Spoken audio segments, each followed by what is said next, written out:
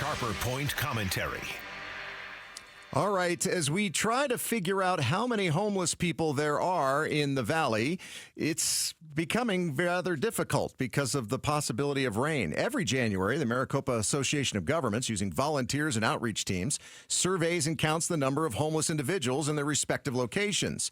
With the information provided by the point-in-time count, the Maricopa Regional Continuum of Care and local communities can determine how to best address homelessness.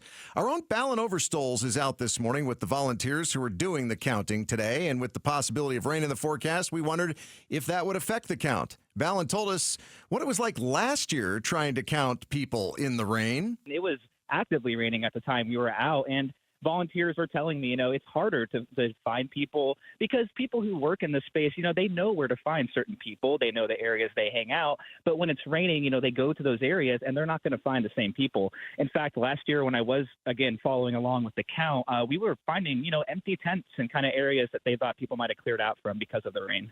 I know what would make it easier to count the homeless if there were fewer folks living on the street. So how do we get to that point in time, the point where there are no homeless left to count? Well, since there will always be homeless unwilling to get sober and others not in their right mind due to mental illness, homelessness will never be completely solved anywhere. I spent many years growing up in a home headed by a single mother and grew up in many mobile homes, but those mobile homes were designed as homes. They weren't cars converted at nightfall to be a place to sleep like some single mothers and their kids do. Later, because I was a 19-year-old knucklehead who was dumb with his money and didn't plan ahead, I did spend a few days sleeping in my beater car next to a roadside table outside Flagstaff. The compassionate people calling for more shelters and houses for the homeless would be right that that'll help solve homelessness for people like those who simply don't have enough money to keep a roof over their head, like maybe some of those single moms. The head of the Homeless ID Project, I sit on their advisory board, tells me that the vast majority of people who are homeless today in the valley won't be at this time next year, like 3/4 of those people. But the 15% of the homeless population known as the chronically homeless, people who, because of mental health or addiction issues, aren't interested in living in a shelter, nor could they maintain a lifestyle required to live in a house that they can call their own. And inpatient treatment can be helpful to some of those. But it's not how I got sober almost 14 years ago. I simply showed up at a 12-step meeting and followed the instructions of those who got sober before me.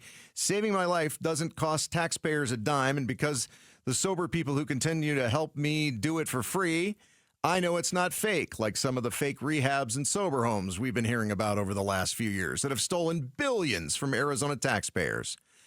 Listen, getting all the homeless people sober is not going to solve the problem because not all of them are not sober, and not all of them are having mental health issues. It's such a myriad of problems, and it is such a multi-pronged approach that would solve this problem. We will never, ever completely figure it out.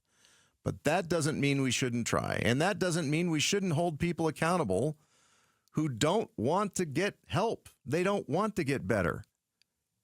And they're willing to just continue to live on the streets.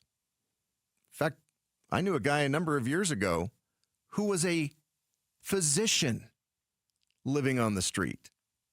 You can't tell me that guy wasn't out there because he wasn't willing to get sober. He finally did, by the way, and died sober a couple of years ago. Thanks for watching Sharper Point.